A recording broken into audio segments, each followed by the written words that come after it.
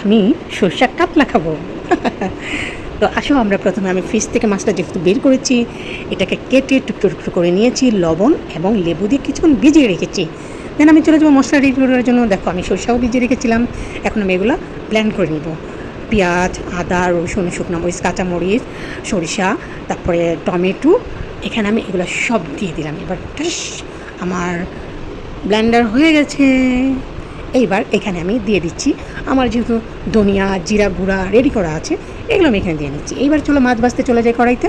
আমরা এখন মাছগুলো ভেজে নিচ্ছি এবং এগুলো খুব ভালো করে ভেজে নিতে হবে। ব্যাস, মাছ ভাজা হয়ে গেছে। এবার চলো আমরা প্যানে তেল দিয়ে দিচ্ছি, এর ভিতর দিয়ে দিলাম তেজপাতা। এবার আমি একটু পেঁয়াজ দিয়ে দিব, পেঁয়াজটা না দিলেও পারতাম, তাও আমি দিলাম আর কি। তখন পেঁয়াজটা যখন ভাজা ভাজা হয়ে যাবে, এখন আমি যে মশলাটা রেডি করে নিয়েছিলাম না, সেই মশলাটা দিয়ে দিলাম। ব্যাস, তারপরে এটা একটু ভালো করে নেড়ে চেড়ে নিলাম। ও এখানে কিন্তু হলুদ দেওয়া হয়নি, লবণ দেওয়া হয়নি। তো চলো এখন আমরা এটার ভিতরে হলুদ আর লবণ দিয়ে দেবো। গাইস, তো দেখো হলুদ আর লবণ আমরা দিয়ে দিলাম। এখন এর ভিতরে দিয়ে দিলাম আমরা টমেটো। কিছু টমেটো কিন্তু আমি কিন্তু 2টা টমেটো ব্লেন্ডার করে দিয়েছিলাম, আর একটা টমেটো এখন আমি কেটে দিয়ে দিই। এর ভিতরে দিয়ে দেবো পরিমাণ মতো পানি, আর আমি পানিগুলো আগেই ফুটিয়ে নিয়েছিলাম। তো পানিগুলো দেওয়ার পরে নেড়ে চেড়ে এবার আমি এবার ঢাকনা দিয়ে ঢেকে দিলাম। ঢেকে দিয়ে কি সুন্দর স্মেল বের হচ্ছে। এবার আমি ঢাকনাটা খুলে দিলাম, আমার মাছগুলো দিয়ে দেওয়ার মতো হয়ে গেছে। চলো এবার আমরা কাতলা মাছগুলো এই মশলার মধ্যে দিয়ে দিচ্ছি।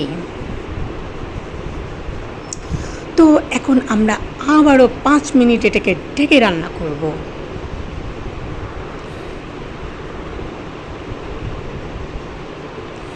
চলে আসলাম আমরা 5 মিনিট পরে।